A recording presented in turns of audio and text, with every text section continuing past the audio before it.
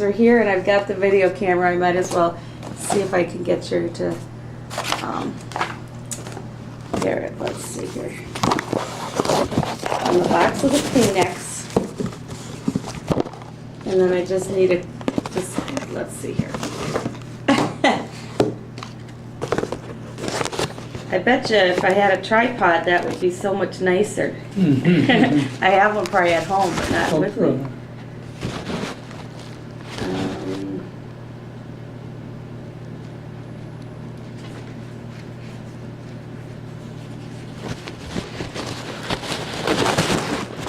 Okay, that's better.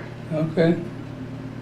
Okay, so now you were saying that on this, on your stuff about your Bronze Star. Yeah.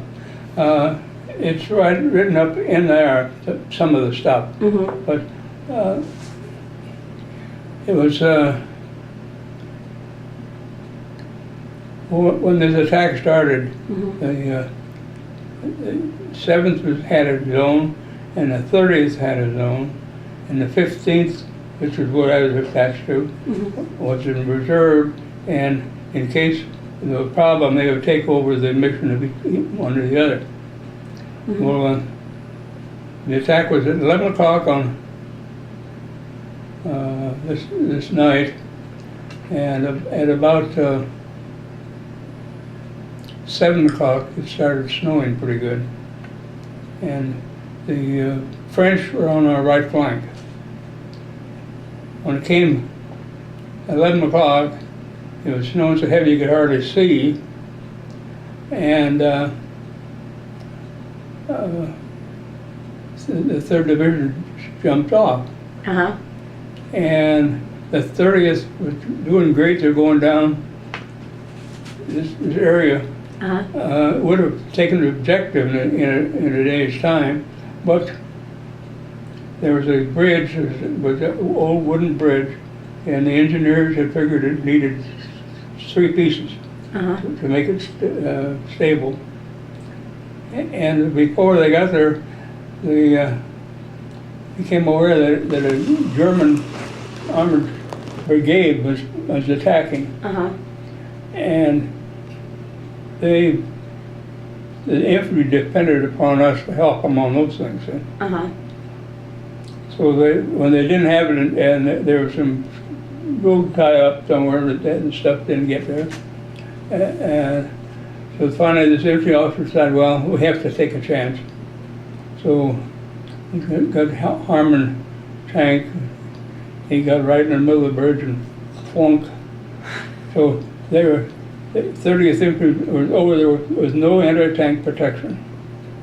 And his armored brigade, they just cut the 30th to ribbons and had real bad. And then of course the 15th took over their mission. Mm-hmm. But we couldn't get over there, so they had to fire the first day, well, in the morning.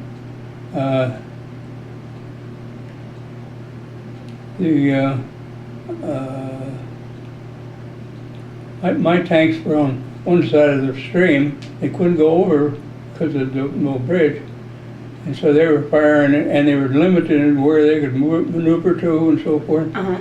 And anyway, at the end of that morning, I lost 2 tanks. One of them, I lost all 3 of them for effectiveness, but the one, his radio system broke down, Uh-huh. and he couldn't communicate. So he just withdrew from to go get it fixed. But, well, that's at about 7 in the morning. Melfi's tank was knocked out, Lieutenant Melfi. Melfi. And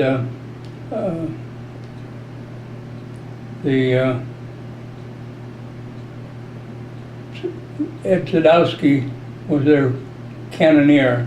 Ed Sadowski was about 5'11", weighed about 220. So he's a pretty... And there was no fat. Uh-huh. He was a laborer in one of the steel mills in Pittsburgh during civilian life. But when the tank was knocked off, his leg halfway between the knee and his ankle was shot off. Oh.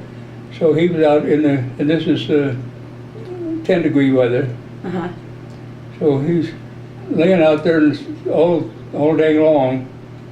And but when we made the next attack, we went past him, Mm-hmm. and first thing he asked for was a cigarette. Mm-hmm. And then when he went to he wrote from the hospital. Now, in Ed's book, there is no punctuation. Uh-huh. There's no capitals. Uh-huh. I don't know how far he went. He was probably maybe 1 or 2 years in high school, so maybe I don't know. Uh-huh. Anyway, so he wrote a letter, it's typical, and my company couldn't go any lower morale. Uh-huh. Those things are bad. But we passed that around, and that lifted everybody. That lifted everybody up. Feel better, yeah. Yeah. But anyway, the next attack, my exec officer took command of the attack, and that's the one. Oh yeah, that's the one that at about noon, around that, General Robert Young, who was temporarily commanding the division, Uh-huh. wanted me to report to him. And I reported, and he says that I have the artillery barrage scheduled for 3 o'clock and so forth. And I says, General, I have 9 tanks, and we have seen 8 German tanks, and they're in position. He said, oh, you got 9 and 8, you got superiority, you know, and he knew better than that. And I said, I'm not refusing your attack. I'll make the attack, but I can't be here by 3 o'clock. I have to get more tanks. And I turned and walked away. Uh-huh. And he was mad. You know, the non-coms and so forth that support a regiment, Uh-huh. they know everything's going on. So you get more information talking to one of them than talking to a lieutenant. Uh-huh. Anyway, you know this guy, Clyde Guild. Oh, sure. Oh, Clyde, he was priceless. Yeah. He could get information all the time. When they'd make up orders, he'd be right in there with them making them. I knew what there's any orders that they were going to get before they got them. Anyway, the general's jeep driver told Clyde Gill, "Oh, that captain is in trouble. He's going to be court-martialed." So I got the tanks, and when I ended up instead of having 9, I had 18. We made the attack. When it was over, I had 8. Yeah. If I had gone, well, he wanted at 3 o'clock, Yeah. I'd have been completely wiped out, and his infantry with us would have been Yeah. decimated. So but he recognized that, and the next time I saw him, his attitude was greatly different. So it was a long line.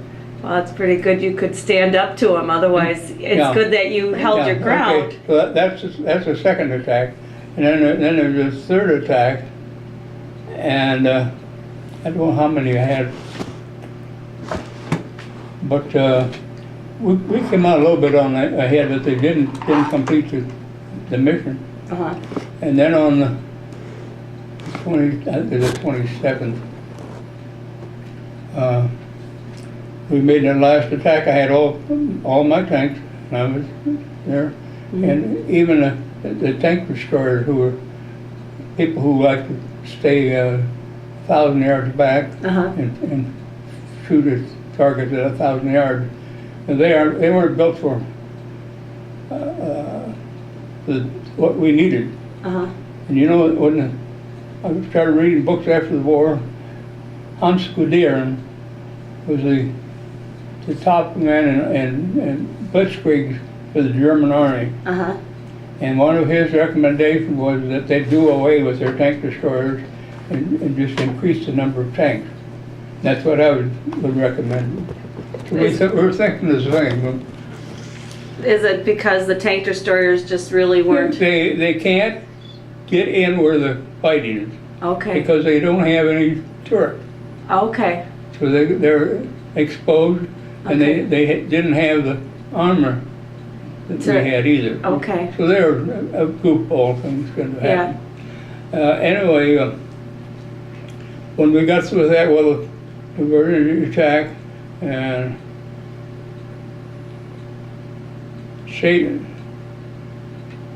Schneider was on the left flank, Sergeant Schneider, and the lieutenant,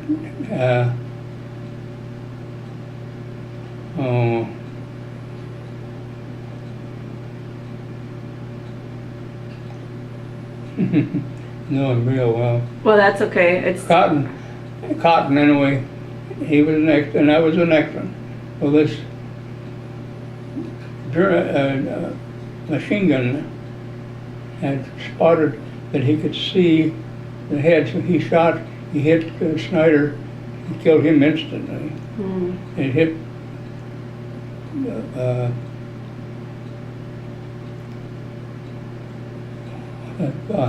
anyway, hit the lieutenant in the head also, but he paralyzed on one side. He went through life that way. And I was the next one. And I spotted him just before that, and they have, instead of having a 50 caliber machine gun for anti-aircraft, we didn't have any aircraft to fight against.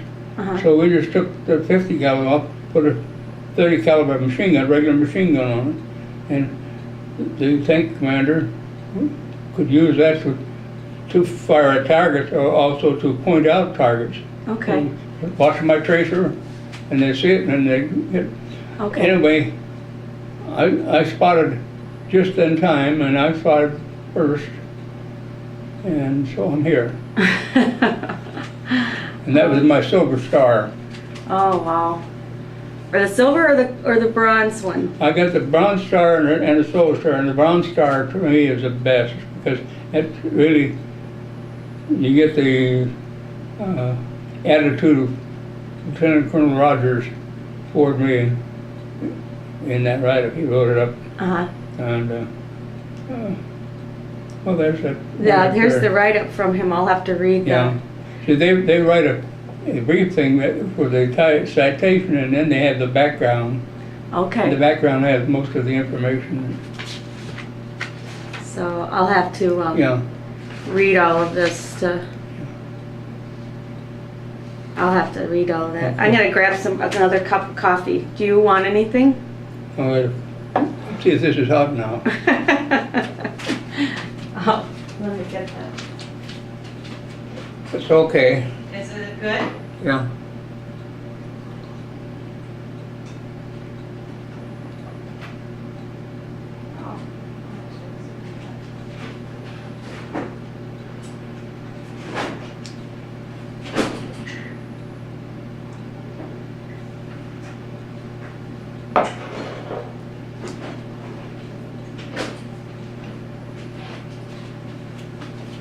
Do you want me to